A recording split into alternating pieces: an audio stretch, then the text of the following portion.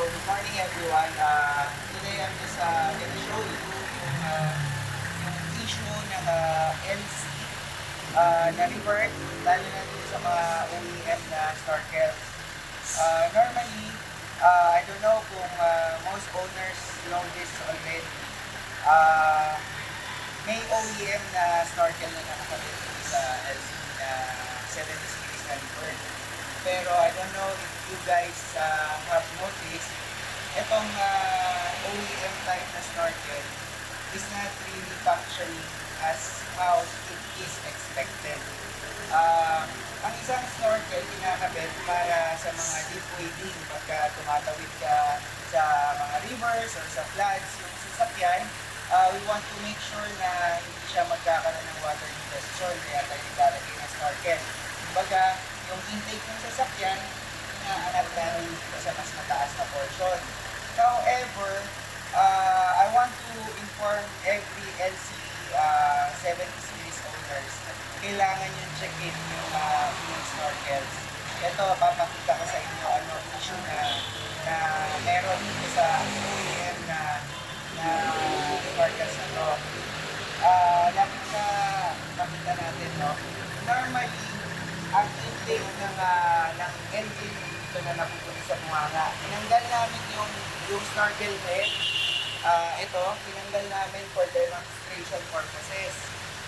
Gusto ko kasi ipakita sa inyo, sa laki ng makina nitong LC na to, dapat itong intake part na to, malakas ang higop. Pero tignan nyo ha, ng pangunang cover. Halos ng kamay. Halos wala akong maramdaman ng higop. Papakita ko sa inyo, using this thin piece of paper, dapat higupin nyo ito. Tingnan nyo, halos hirap na hirap pang mahigop yung papel. Why? It simply means hindi nagagawa nitong snorkel yung tamang trabaho niya dahil hindi siya sealed. Saan ang issue? Tingnan natin, pakita mo to. Kita mo may dugtungan, di ba? Ayan, no? May singaw dito. Hindi mapakita sa video pero nararamdaman ng kamay ko yung singaw nandito. Another one, here, in this portion, kung saan siya dapat nag-init dun sa intake.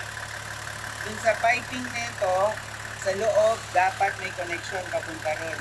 Pero may singaw din. Hindi ko mapakita sa inyo sa video, pero try nyo sa actual. I-check nyo dito sa part na to, humihigop yan dyan. Normally, pag pinakpan natin ito dito, lalo na takip na yan, dapat magbabago na yung andar ng engine yan. At makikita nyo dito sa portion nito, intake tube na to, nagsishrink na yan kapag tinatakpan. Pero walang effect. So, better check your units. Ensure nyo na sealed yung snorkel ninyo. Pag hindi, it's time to get an aftermarket snorkel. Kasi yan ang common issue nito. Akala natin na po-protect yung sasakyan or safe tayo sa mga river crossings. Yung pala, parang more on aesthetics lang ito. So make sure yung nakakabit sa unit niyo ay sealed before you do a river crossing or mag-cross sa floods. Or kung hindi kayo sure, better be safe. Huwag na lang yun lang tumawid sa mga ilog o sa mga flooded area. So yun lang po na. Thank you very much for watching. God bless everyone.